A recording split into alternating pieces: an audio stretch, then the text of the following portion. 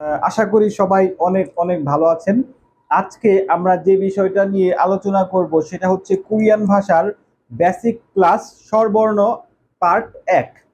তো প্রথমেই বলে রাখি, প্রত্যেকটা ভাষারই কিন্তু স্বরবর্ণ ব্যঞ্জন বর্ণ আছে। যেমন হচ্ছে আমরা ছোটবেলায় কিন্তু স্বরবর্ণ এবং ব্যঞ্জন বর্ণ এই দুটা শেখার পরে আমরা কিন্তু রিডিং এবং বানানটা করতে পারি।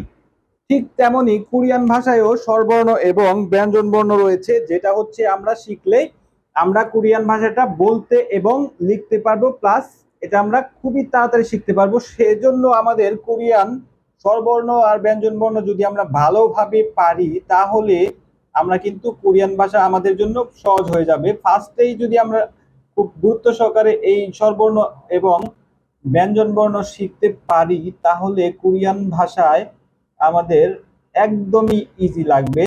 তো ভিডিওটা না টেনে সবাই সম্পূর্ণ ভিডিওটা দেখবেন, আশা করি তাহলে আর কারো স্বরবর্ণতে কোনো প্রবলেম থাকবে না। জাস্ট 10 মিনিটে আমি আপনাদের কোরিয়ান স্বরবর্ণটা শেষ করে দিব। অবশ্যই পাশে থাকবেন। এবং যারা হচ্ছে কোরিয়ান ভাষার বিষয়ে আগ্রহী অথবা কোরিয়া যেতে যাদের মানে ইচ্ছা করতেছেন অথবা কোরিয়ান ভাষা ইউবিটি পরীক্ষা দিতে চাচ্ছেন বা টপিক পরীক্ষা দিতে চাচ্ছেন, তারা আমার চ্যানেলটা অবশ্যই সাবস্ক্রাইব করে রাখবেন, যেন আমি কোনো ভিডিও যদি আপলোড করি আপনি যেন সবার আগে পেয়ে যান। এই জন্য আমার চ্যানেলটা অবশ্যই একটি সাবস্ক্রাইব করে দিবেন। আর কোরিয়ান স্বরবর্ণ পার্ট, এটা হচ্ছে স্বরবর্ণ। আমরা চলে যাব এখন ক্লাসে। চলেন তাহলে শুরু করা যাক। এটা হচ্ছে ইংরেজি অক্ষরের টি। এই টিটা দিয়ে আমি কোরিয়ান 10টা স্বরবর্ণ কিভাবে করতে হয় সেটাই আজকে দেখে দিব, শুধুমাত্র এই টি দিয়ে। চলেন, এই টিটাকে আমি চারদিকে ঘুরিয়ে লিখবো। এই পাশে একটা লিখলাম, এই পাশে একটা লিখলাম, এই পাশে একটা লিখলাম। আমি কিন্তু চারটা টি লিখেছি, একটা এইভাবে, একটা এইভাবে, একটা এইভাবে এবং একটা এইভাবে। এই চারটা টি এবার আমি সহজ করে সোজা ভাবে লিখবো। একটা এইভাবে লম্বা ভাবে লিখবো, এইভাবে। ঠিক আছে? আচ্ছা, দুইটা লিখলাম, একটা লিখবো এইভাবে আর একটা লিখবো এইভাবে। আচ্ছা, এটা মুছে ফেলবো আমরা। আচ্ছা, এটা হচ্ছে এই দাগটা দেখবেন, এটা কিন্তু লম্বা লম্বি আর এটা কিন্তু ডান দিকে। ঠিক আছে? এটা হচ্ছে ডান দিকে, এটা হচ্ছে বাম দিকে। এটা ডান দিকে, এটা বাম দিকে। তাহলে আপনি টেকনিক যেহেতু দিয়ে শিখতে হবে, ধরেন আমার বাড়ি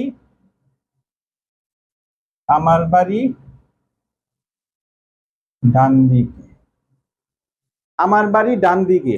তাহলে আমার বাড়ি ডান দিকে এবং অপরের বাড়ি বাম দিকে। এটা হচ্ছে টেকনিক। ঠিক আছে? আপনারা অবশ্যই নোট করে রাখতে পারেন, তাহলে আপনাদের সুবিধা হবে। অপরের বাড়ি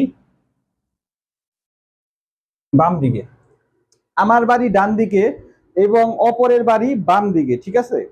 তাহলে আমার বাড়ি যদি ডান দিকে হয়, এটা ধরেন আমি, এবং এটা হচ্ছে ডান দিকে, আমার এই হাতটা দিলাম, তাহলে আমার বাড়ি ডান দিকে।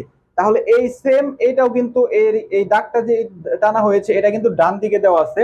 এটা কিন্তু ডান ডান দিকে দেওয়া আছে। তাহলে এটা হচ্ছে আমারের প্রথম অক্ষরটা হচ্ছে সরিয়া। ধরেন এটা হচ্ছে এইভাবে আ, তাহলে সরিয়া, তার মানে এটার উচ্চারণটা হবে আ। এগুলো মুছে নিলাম, এটা আ। সেম ভাবে অপরের বাড়ি বাম দিকে। ধরেন আমি এই যে এখানে দাঁড়াইলাম, এটা হচ্ছে বাম দিকে, আমার এই হাতটা বাম দিকে রাখলাম, তাহলে এটা হচ্ছে অপরের বাড়ি কোন দিকে? বাম দিকে। তো তাহলে কি হলো? অপরের বাড়ির প্রথম অক্ষর হচ্ছে অ। তাহলে আমরা এগুলা মুছে ফেলবো। আমরা এটা লিখছি জাস্ট বুঝার জন্য, টেকনিকের জন্য। তাহলে আপনি কিভাবে মনে রাখবেন? আমার বাড়ি ডান দিকে, তাহলে এটা হচ্ছে আ, এবং অপরের বাড়ি বাম দিকে, তাহলে এটা হচ্ছে অ। ঠিক আছে? তাহলে কোরিয়াতে স্বরবর্ণ এই দুইটা কিন্তু আমরা এই টেকনিক দিয়ে মনে রাখতে হবে। যেমন এটা হচ্ছে ডান দিকে, যেটা ওটা হচ্ছে আ, এবং যেটা বাম দিকে সেটা হচ্ছে অ। ঠিক আছে? এটা ডান দিকে আ এবং বাম দিকে অ। আমার বাড়ি ডান দিকে, অপরের বাড়ি বাম দিকে। এই দুইটা আমরা এইভাবে মনে রাখবো। এই দুইটা কিন্তু কমপ্লিট। তাহলে এবার চলে যাই এই দুইটায়। এটা হচ্ছে এই যে উপরে কাটা, এটা হচ্ছে উপরে কাটা, উপরে কিন্তু কাটা, এই যে তীর মতো, এটা তীর মাথাটা কিন্তু কাটা। তাহলে আমরা টেকনিক দিয়ে করব উ এর উপরে কাটা, উপরে কাটা, জাস্ট উপরে কাটা লিখলাম।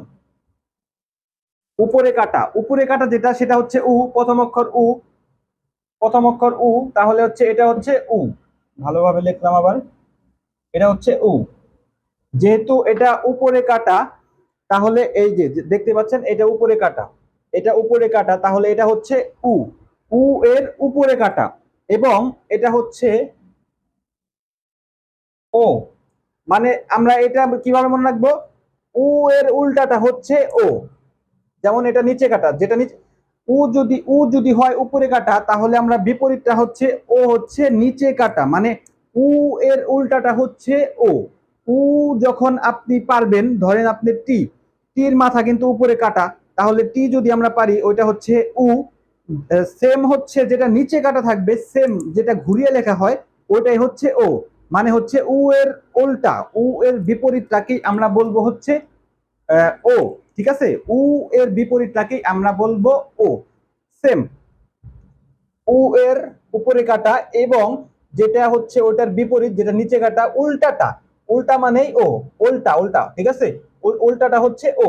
তাহলে আমরা কয়টা শিখলাম, এটা হচ্ছে আ, অ, উ এবং এটা হচ্ছে ও, চারটা স্বরবর্ণ। ঠিক আছে, টেকনিক গুলা হচ্ছে, আমার বাড়ি ডান দিকে, এই জন্য এটা হচ্ছে আ, ডান দিকে গেছে, এটা বাম দিকে গেছে, অপরের বাড়ি বাম দিকে, এটা হচ্ছে অ, এবং এটা হচ্ছে উ, উপরে কাটা এজন্য উ।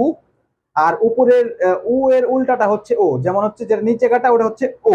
এই চারটা আমি আশা করি এইভাবে আপনার টেকনিক দিয়ে অবশ্যই মনে রাখতে পারবেন।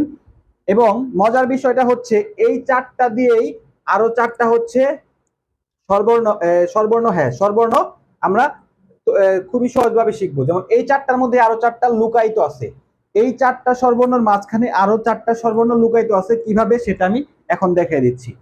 আচ্ছা, তার আগে জেনে রাখি দুইটা জিনিস ডাইরেক্ট মুখস্থ করতে হবে। একটা হচ্ছে ই, এই যে সোজা একটা দাগ দিছি এটাকে বলে ই, এবং এইটা ভূমি সমান্তরাল যে দাগটা দিছি এটা হচ্ছে উ।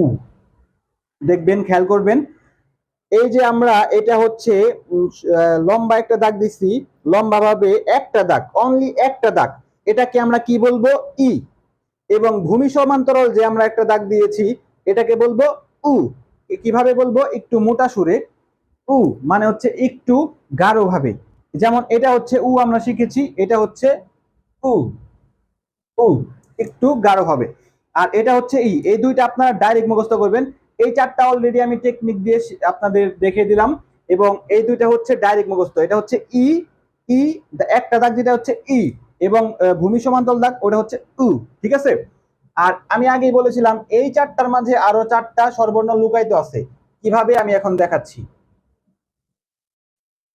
চারটাই আমি আগে লিখবো, আপনারা ভালোভাবে খেয়াল করবেন, তাহলে 10 মিনিটেই আপনি কোরিয়ান ভাষার স্বরবর্ণ শিখে যাবেন, আপনি তাহলে রিডিং করতে পারবেন খুবই সহজে।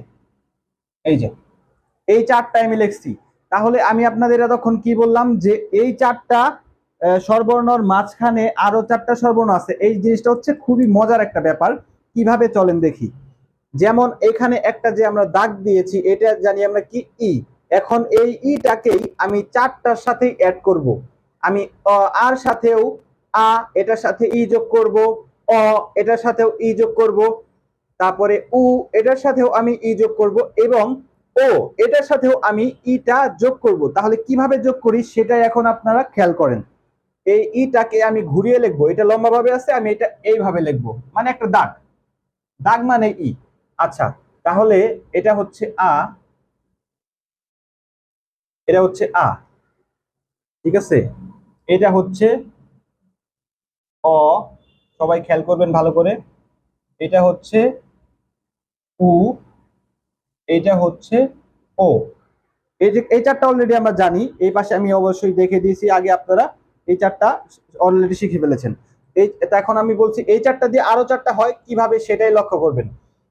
এই যে আমি একটা দাগ দিয়েছি, তার মানে হচ্ছে ই যোগ করেছি, তো আমি সবগুলোর সাথে ই যোগ করব, এটার সাথেও একটা ই যোগ করে দিব, মানে একটা দাগ দেওয়া মানে ই যোগ করা। ঠিক আছে, এটার সাথে ই যোগ করলাম, আবার এটা এইভাবে আছে, এইখানে একটা দাগ দিলাম, ই যোগ করলাম, আবার এটার সাথেও একটা ই যোগ করলাম, দাগ দিছি মানে ই যোগ করছি, তার মানে এই ইটাই উচ্চারণ হবে সবগুলার আগে। তাহলে চলেন একটা করে বসে দেই ই, ই ই, যেহেতু একটা দাগ যোগ করেছি তার মানে ওটা হচ্ছে ই, ই যোগ হবে, তাও সেটা হবে আগে দিতে হবে ই। তাহলে এটার উচ্চারণ কি হলো? ই আ, ই আ। এটা হচ্ছে আ ছিল, একটা দাগ দিয়েছি, ই যোগ করেছি, তার মানে ওটা হচ্ছে ই আ। ঠিক আছে। এবং এটা হচ্ছে ই অ ছিল, এটার সাথে ই যোগ করেছি, ই অ, ই অ। তারপরে হচ্ছে এটা হচ্ছে আহ উ ছিল, এটার সাথে একটা দাগ দিয়েছি মানে ই যোগ করেছি, তার মানে এটা হচ্ছে ই উ। তারপরে হচ্ছে এটার সাথে ই যোগ করেছি, একটা দাগ দিয়েছি, তার মানে এটা হচ্ছে ই ও। তাহলে কিন্তু এই সেম চারটা আমরা শুধু একটা দাগ দিয়েছি এইভাবে এইভাবে, যেটার সাথে ওইভাবে সেম ভাবে দিয়েছি আমরা, তাহলে হয়ে গেছে ই যোগ হয়েছে, তার মানে এটা ইয়া।